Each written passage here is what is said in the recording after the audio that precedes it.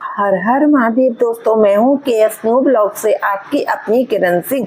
और आज आप श्रवण करेंगे श्री सिद्ध पुराण की हिंदी व्याख्या के अंतर्गत रुद्र संहिता के 16वें अध्याय के बारे में, जिसमें कि ब्रह्मा जी ने कैसे अपनी संतानों को उत्पन्न करा और कैसे अर्धनारीश्वर रूप धारण करके कैसे उन्होंने मनु और शतरूपा को उत्पन्न करा और कैसे दक्ष की पत्नी प्रसूति उत्पन्न हुई। तो आइए बने रहिए वीडियो में मेरे साथ अंत। आइए दोस्तों, सबसे पहले दर्शन करते हैं श्री शिव पुराण के और बोलते हैं हर हर महादेव। और फिर हम शिव पुराण में प्रवेश करेंगे। और ये देखिए बेलपत्री शिव पुराण पे चढ़ी हुई, उसके भी दर्शन कीजिए और बोलिए हर हर महादेव। हर हर महादेव। दोस्तों आइए दोस्तों, आज मैं आपको बताऊंगी रुद्र संहिता के षष्ठी खंड के 16वें अध्याय के बारे में, जिसमें कि ब्रह्मा जी की संतानों का वर्णन और सती और शिव की महत्ता का प्रतिपादन किया गया है। अब ब्रह्मा जी बोले नारद जी से, तदंतर मैंने शब्द आदि सूक्ष्म भूतों का स्वामी पंचीकरण करके उनसे स्थूल आकाश, वायु, अग्नि, जल, पृथ्वी की सृष्टि की। पर्वतों, समुद्रों, वृक्षों तथा कला से लेकर युग पर्यंत कालों की रचना की। मुने उत्पत्ति और विनाश काले और भी बहुत से पदार्थों का मैंने निर्माण किया, लेकिन परंतु मुझको इसमें संतोष नहीं हुआ।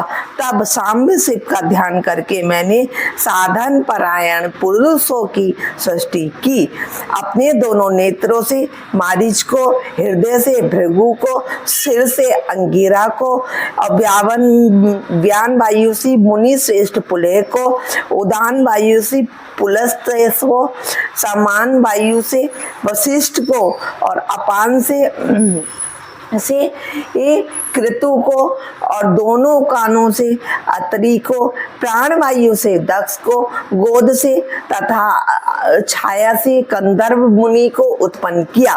संकल्प से समस्त साधनों के साधन स्वरूप धर्म को उत्पन्न किया। ये मुनि श्रेष्ठ, इस प्रकार महादेव जी की कृपा से इन उत्तम साधकों की सृष्टि करके मैंने अपने आप को कृतार्थ समझा। अब ये मुनि, इसके बाद मैंने अपने विभिन्न अंगों से देवता, असुर आदि असंख्य पुत्रों की सृष्टि की और उन्हें भिन्न भिन्न शरीर प्रदान किया। हे मुने, तदंतर अंतर्यामी भगवान शंकर की प्रेरणा से अपने शरीर को 2 भागों में विभक्त करके मैं 2 रूप वाला हो गया। हे नारद, आधे शरीर से मैं स्त्री का और आधे से पुरुष का।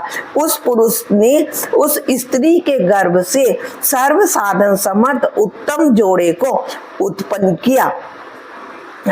उत्तम जोड़े को उत्पन्न किया। उस जोड़े में जो पुरुष था वही स्वभाव मनु के नाम से प्रसिद्ध हुआ।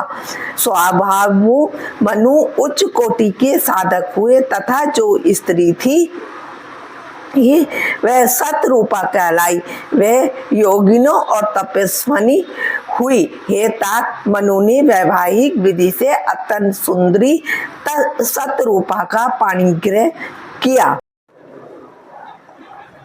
उन्होंने शतरूपा से प्रियव्रत और उत्थानपाद नामक 2 पुत्र और 3 कन्याएं उत्पन्न की।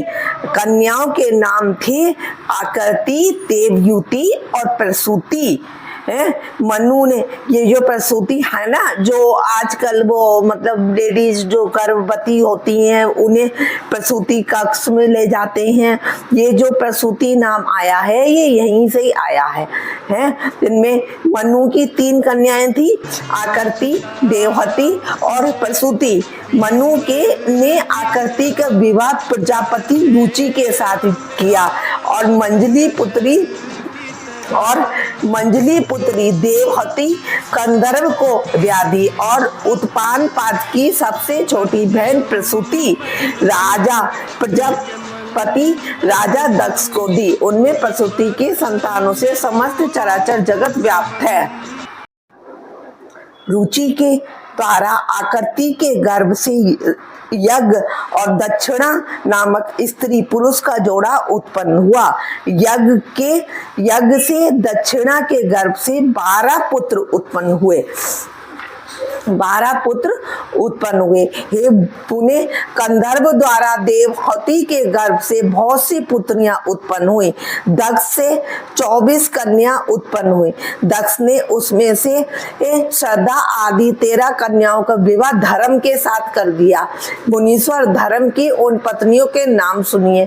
श्रद्धा, लक्ष्मी, गति, तुष्टि, पुष्टि, मेघा, क्रिया, बुद्धि, लज्जा, वसु, शांति, सिद्धि और कीर्ति, ये सब 13 हैं। इनमें से छोटी शेष 11 सुंदर नेत्रों वाली कन्या ख्याति, सतपथा, संभूति, स्मृति, प्रीति, क्षमा, संतति, अनसुईया, ऊर्जा, स्वाहा और स्वधा थी।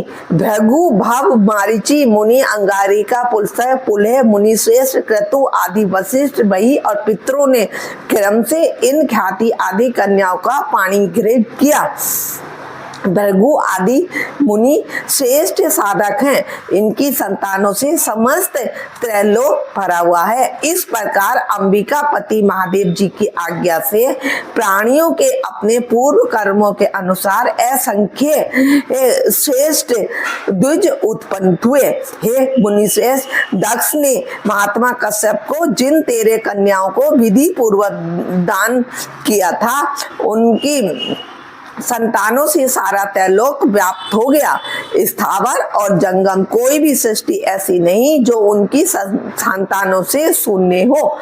पूर्व काल में सर्वव्यापी शंभु ने जिन्हें तपस्या के लिए प्रकट किया था, रुद्रदेव के रूप में उन्होंने त्रिशूल के अग्रभाग पर रखकर उनकी सदा रक्षा की। वे ही सती देवी लोकहित कार्य संपादित करने के लिए दक्ष से प्रकट हुई। उन्होंने भक्तों के उद्धार के लिए अनेक लीलाएं की, जिनका वामंग बैकुंठ विष्णु है, दक्षिण भाग स्वयं मैं हूँ और रुद्र जिनके हृदय से उत्पन्न है। उन शिव जी को 3 प्रकार का कहा गया है। मैं ब्रह्मा, विष्णु और रुद्र तीनों गुणों से युक्त कहे गए हैं, किंतु ब्रह्मा एवं शिव स्वयं सदा निर्गुण ही रहते हैं। विष्णु सत्वगुण में रजोगुण और रुद्र तमोगुण वाले कहे गए हैं। ऐसे ही सुरा देवी रजोगुणी है, वे सती देवी सत रूपा है और लक्ष्मी तमोमयी है। इस प्रकार पर अम्बा को भी 3 रूप वाली जानना चाहिए। इस प्रकार देवी शिवा ही सतीत होकर भगवान शंकर से ब्याही गई, किंतु पिता के यज्ञ में पति के अपमान के कारण तीनों ने अपने शरीर का त्याग कर दिया था, फिर उसे ग्रहण नहीं किया। वे अपने परम पद को प्राप्त हो गई थी। तत्पश्चात देवताओं की प्रार्थना से वे शिवा पार्वती रूप में प्रकट हुई और बड़ी भारी तपस्या करके तो उन्होंने पुनः भगवान शिव को प्राप्त किया। हे मुनीश्वर, अनेक नाम प्रसिद्ध हुए। उनके कालका, चंडिका, भद्रा, चामुंडा, विजया, जया, जयंती, भद्रकाली, दुर्गा, भगवती, कामाख्या, कामदा, अम्बा और सर्वमंगला अनेक आदि नाम हुए जो भोग और मोक्ष देने वाले हैं। ये नाम उनके गुण और कर्मों के अनुसार हैं। इनमें भी पार्वती नाम प्रधान है। इस प्रकार गुणमयी तीनों देवियां और गुणमान तीनों देवताओं ने मिलकर सृष्टि के उत्तम कार्य को निष्पन्न किया। मुनिश्रेष्ठ, इस प्रकार मैंने आपसे सृष्टि क्रम का वर्णन किया। ब्रह्मांड का ये सारा भाग भगवान शिव की आज्ञा से द्वारा रचा गया। शिव की आज्ञा से मेरे द्वारा रचा गया। भगवान शिव को पर ब्रह्मा कहा गया है। मैं, विष्णु और रुद्र ये तीनों देवता गुण भेद के उन्हीं के रूप हैं। निगुण और सगुण रूप वाले वे स्वतंत्र परमात्मा मनोरम शिवलोक में शिवा के साथ स्वच्छंद विहार करते हैं। उनके पूर्ण अवतार रुद्र ही साक्षात शिव कहे गए हैं। उन्हीं 5 मुख वाले शिव ने कैलाश पर अपना रमणीय भवन बना रखा है। ब्रह्मांड का नाश होने पर भी उसका कभी नाश नहीं होता। इति शिव पुराणे द्वितीयानाम रुद्र संहिता नाम प्रथम खंडे षष्ठो उपकर्म में ब्रह्मा नारद संवादे षष्ठी वर्णम नाम 16 अध्याय, मतलब 16वां अध्याय संपूर्ण हुआ। बोलिए हर हर महादेव। दोस्तों, इस वीडियो को अंत तक देखने के लिए बहुत बहुत धन्यवाद। अगर आपने मेरा चैनल सब्सक्राइब नहीं किया है तो प्लीज सब्सक्राइब कर दीजिए और आगे भी शेयर कीजिए, ताकि सभी भक्त गणों को शिव महापुराण की हिंदी व्याख्या का सुनने का पुण्य अवसर प्राप्त हो सके और वो भी हम सबके जैसे वो भी भगवान से पद को प्राप्त हो। बोलिए हर हर महादेव। भोलेनाथ सबके साथ। श्री शिवाय नमस्तुभ्यम।